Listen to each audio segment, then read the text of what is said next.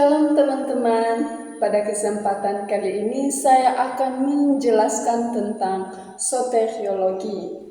Kata soteriologi ini berasal dari bahasa Yunani yang terbagi menjadi 3 kata, yaitu soter artinya juru selamat, soteria artinya keselamatan, dan logos artinya studi atau doktrin.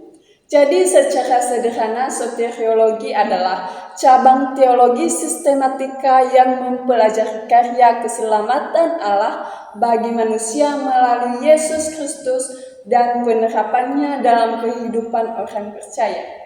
Ada 4 dimensi soteriologi, yaitu yang pertama, kebutuhan. Soteriologi menjadi kebutuhan karena manusia yang berdosa terpisah dari Allah. Bisa kita lihat dalam Roma pasal 3 ayat 23 dan Roma pasal 6 ayat 23. Kedua yaitu dasar. Soteriologi ini menjadi dasar anugerah Allah yang tidak dapat diusahakan dalam Efesus pasal 2 ayat 8 sampai 9. Yang ketiga yaitu jalan. Yesus Kristus adalah satu-satunya jalan keselamatan. Bisa kita lihat dalam Yohanes pasal 14 ayat 6 dan Kisah Para Rasul pasal 4 ayat 12. Yang keempat yaitu hasil akhir, yaitu hidup kekal dan pemulihan seluruh ciptaan. Dalam Wahyu pasal 21 ayat 5 dan Roma pasal 8 ayat 11. Soteriologi adalah inti dari Injil pembebasan total dari dosa melalui iman kepada Kristus. Jadi, mengapa kita membutuhkan keselamatan? Yaitu yang pertama, karena semua manusia berdosa. Dalam Roma pasal 3 ayat 23 dan Yesaya pasal 59 ayat 2. Dosa bukan sekedar perbuatan salah, tetapi kondisi natur manusia yang telah rusak sejak kejatuhan manusia dalam dosa, yang bisa kita lihat dalam Kejadian pasal 3. Dosa ini bersifat universal dan total, yang menjangkau seluruh aspek keberadaan manusia. Yang kedua, karena upah dosa adalah kematian. Dalam Roma pasal 6 ayat 23, kematian rohani atau terpisah dari Allah, kematian jasmani, dan kematian yang kekal. Kematian dalam Alkitab bukan hanya berhentinya hidup fisik, tetapi keterpisahan dari sumber kehidupan, yaitu Allah. Yang ketiga yaitu karena manusia tidak mampu menyelamatkan diri. Dalam Efesus pasal 2 ayat 8 sampai 9. Perbuatan baik tidak mampu menghapus dosa. Keselamatan tidak dapat dicapai melalui moralitas, ritual agama, atau usaha manusia. Dosa menciptakan ketidakmampuan rohani. Selanjutnya, apa saja dasar keselamatan? Jadi dasar keselamatan di sini yang pertama, kasih karunia Allah. Dasar utama keselamatan adalah kasih karunia Allah. Kasih karunia berarti anugerah dari Allah yang diberikan kepada manusia tanpa didasarkan pada usaha atau kelayakan manusia. Rasul Paulus menegaskan bahwa keselamatan adalah pemberian Allah semata-mata karena kasih karunia-Nya. Dalam Efesus pasal 2 ayat 8, ayat ini menunjukkan bahwa keselamatan bukan hasil perbuatan baik manusia, melainkan anugerah Allah yang diterima melalui iman kepada Kristus. Yang kedua yaitu pengorbanan Yesus Kristus. Dasar keselamatan juga terletak pada karya penebusan Yesus Kristus melalui kematiannya di kayu salib. Pengorbanan Kristus merupakan tindakan Allah untuk menebus dosa manusia yang memulihkan hubungan manusia dengan Allah. Bisa kita lihat dalam Yohanes pasal 3 ayat 16 dan 1 Petrus pasal 2 ayat 24. Yang ketiga itu keadilan dan kasih Allah. Keselamatan juga menunjukkan keseimbangan antara keadilan dan kasih Allah. Allah adalah Allah yang adil, sehingga dosa tidak dapat diabaikan. Namun Allah juga penuh kasih, sehingga Ia menyediakan jalan keselamatan bagi manusia. Ada 3 sifat Allah. Yang pertama yaitu Allah adil, artinya Dosa adalah pelanggaran hukum Allah yang kudus dan harus dihukum. Yang kedua, Allah kasih. Allah menyediakan jalan keluar melalui Kristus agar manusia tidak binasa. Dan yang ketiga yaitu pendamai, keadilan dipuaskan dan kasih dinyatakan.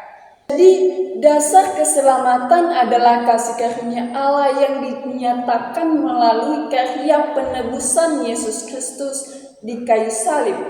Keselamatan bukanlah hasil usaha manusia, melainkan anugerah Allah yang diberikan kepada manusia melalui iman kepada Kristus. Dalam karya keselamatan tersebut, Allah menyatakan sekaligus keadilan dan kasih-Nya kepada manusia. Jadi tentunya muncul pertanyaan bagi kita, yaitu bagaimana kasih karunia Allah dan pengorbanan Yesus Kristus menjadi dasar keselamatan, dan mengapa manusia tidak dapat memperoleh keselamatan hanya melalui usahanya sendiri. Ya, jadi hal itu terjadi karena kasih karunia Allah dan pengorbanan Yesus Kristus menjadi dasar keselamatan. Dan karena manusia berdosa dan tidak mampu menyelamatkan diri sendiri. Efesus pasal 2 ayat 8 menegaskan bahwa keselamatan diperoleh oleh kasih karunia melalui iman. Melalui kematiannya di kayu salib, Yesus menanggung dosa manusia dan membuka jalan perdamaian dengan Allah. Bisa kita lihat dalam Yohanes pasal 3 ayat 16 dan 1 Petrus pasal 2 ayat 24. Karena itu keselamatan tidak dapat diperoleh melalui usaha manusia, melainkan hanya melalui kasih karunia Allah dan karya penebusan Kristus. Selanjutnya, bagaimana keselamatan dikerjakan? Keselamatan dalam iman Kristen dapat dipahami sebagai karya Allah yang utuh dari rencana kekalnya sampai penyempurnaan akhir. Alkitab menunjukkan beberapa tahap penting dalam pekerjaan keselamatan. Yang pertama yaitu pemilihan atau predestinasi. Artinya Allah memilih umatnya di dalam rencana kekal sebelum dunia dijadikan.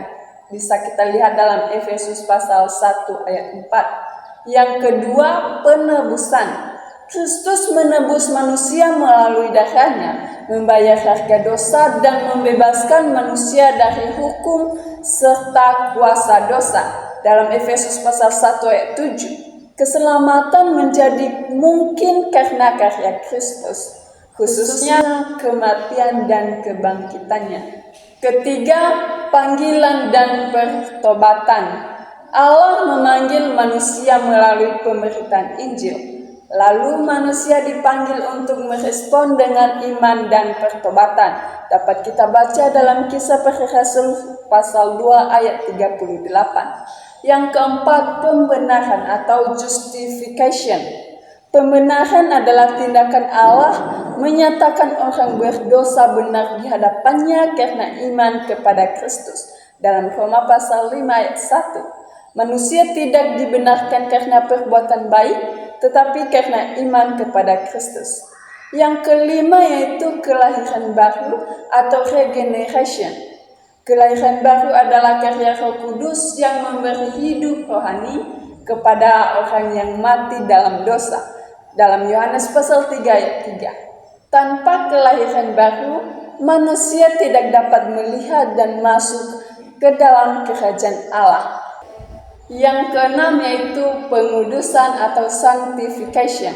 Pengudusan adalah proses seumur hidup di mana orang percaya makin dibentuk menjadi serupa dengan Kristus dalam pikiran, perkataan, dan tindakan. Bisa kita lihat dalam 1 Tesalonika pasal 4 ayat 3 dan yang ketujuh yaitu pemulihan atau glorification. Pemulihan adalah tahap akhir keselamatan ketika orang percaya disempurnakan sepenuhnya dan dibebaskan dari segala akibat dosa. Bisa kita lihat dalam Roma pasal 8 ayat 30. Selanjutnya, siapa yang diselamatkan? Dalam Alkitab ditegaskan bahwa yang diselamatkan adalah mereka yang percaya kepada Yesus Kristus. Dalam Yohanes pasal 1 ayat 12 dijelaskan bahwa semua orang menerima Kristus diberi kuasa untuk menjadi anak-anak Allah. Ini menunjukkan bahwa keselamatan berkaitan dengan penerimaan pribadi dengan Kristus. Dalam Kisah Para Rasul pasal 16 ayat 31 menegaskan bahwa percayalah kepada Tuhan Yesus Kristus dan engkau akan diselamatkan. Ayat ini menunjukkan bahwa iman kepada Kristus adalah jalan keselamatan. Dalam sejarah teologi, ada perbedaan penekanan mengenai siapa yang diselamatkan. Yang pertama yaitu pandangan Calvinis. Menurut pandangan Calvinis, yang diselamatkan adalah mereka yang dipilih Allah sejak semula. Penekanan utamanya ada pada kedaulatan Allah. Orang yang percaya dipahami sebagai mereka yang telah dipanggil dan dipilih oleh Allah. Yang kedua yaitu pandangan Arminian. Menurut Arminian juga bahwa keselamatan memang berasal dari kasih karunia Allah, tetapi efektif bagi mereka yang merespon anugerah dengan iman. Selanjutnya, tanpa diskriminasi. Dalam Roma pasal 10 ayat 13 menyatakan, barang siapa berseru kepada nama Tuhan akan diselamatkan. Ayat ini menunjukkan bahwa keselamatan ditawarkan kepada semua orang, tanpa memandang suku, bangsa, status sosial, jenis kelamin, ataupun latar belakang. Artinya, tidak ada kelompok tertentu yang secara otomatis lebih layak menerima keselamatan. Semua manusia adalah orang berdosa yang membutuhkan anugerah Allah, dan semua orang memiliki kesempatan yang sama untuk datang kepada Kristus. Adapun beberapa pandangan para teolog. Yang pertama, Calvert menekankan bahwa di dalam Kristus Allah menyatakan kasih-Nya kepada umat manusia secara luas. Yang kedua, John Wesley sangat menegaskan bahwa Injil harus diberitakan kepada semua orang karena kasih Allah menjangkau semua.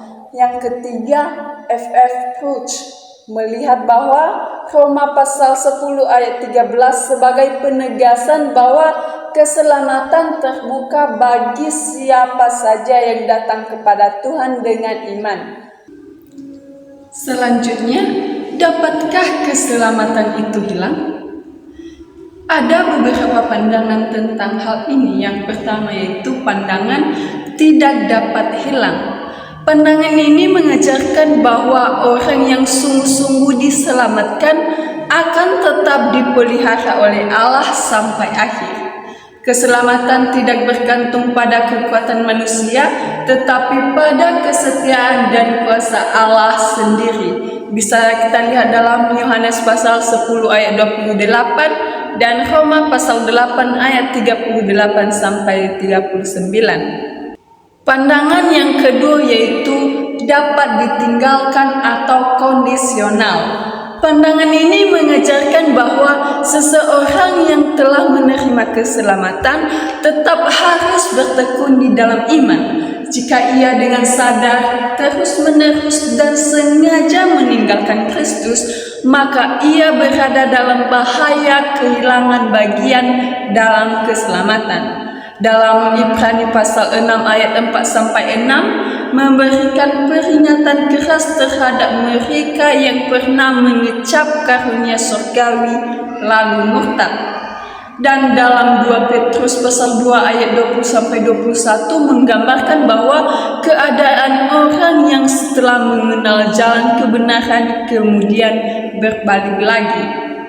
Ayat-ayat ini dipahami sebagai peringatan yang nyata bahwa kemurtadan bukanlah hal sepele. Karena itu, keselamatan tidak boleh dipahami secara sembrono, seolah-olah seseorang dapat hidup sembarangan tanpa akibat rohani. Jadi, titik perbedaan utamanya yaitu pada jaminan keselamatan dan peringatan terhadap kemurtadan. Pandangan bahwa tidak dapat hilang lebih menekankan bahwa orang yang diselamatkan pasti akan bertahan. Sehingga jika seseorang akhirnya murtad, hal itu menunjukkan bahwa sejak awal ia belum sungguh-sungguh mengalami keselamatan sejati.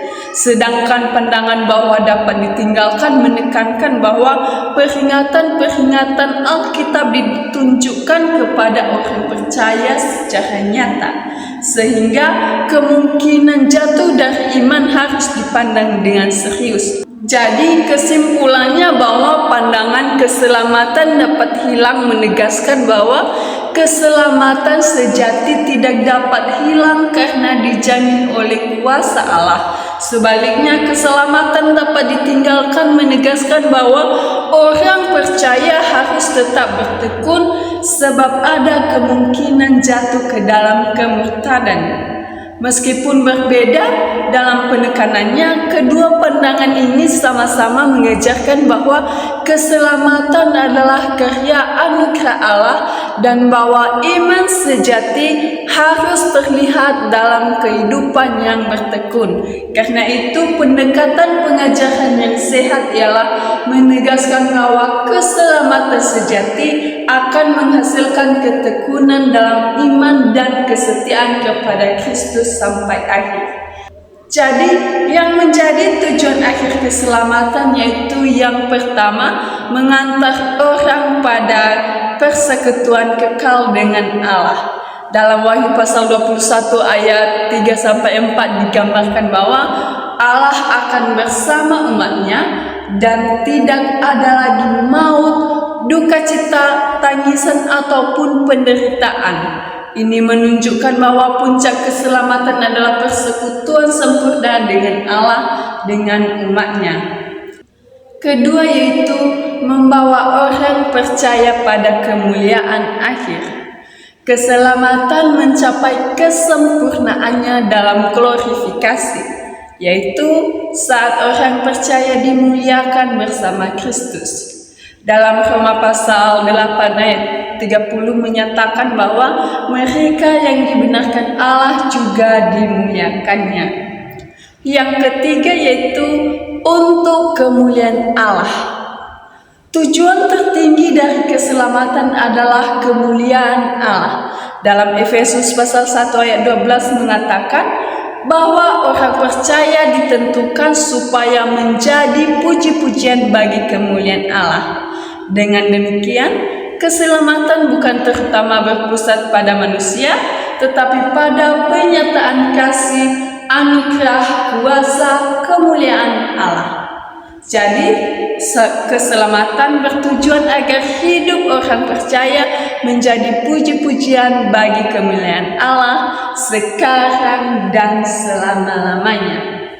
Demikian pembahasan singkat mengenai soteriologi, yaitu tentang keselamatan di dalam Yesus Kristus. Melalui materi ini kita memahami bahwa keselamatan adalah anugerah Allah yang diterima melalui iman kepada Yesus Kristus. Kiranya materi kali ini menolong kita untuk semakin percaya, bersyukur, dan hidup sesuai dengan kehendak Tuhan.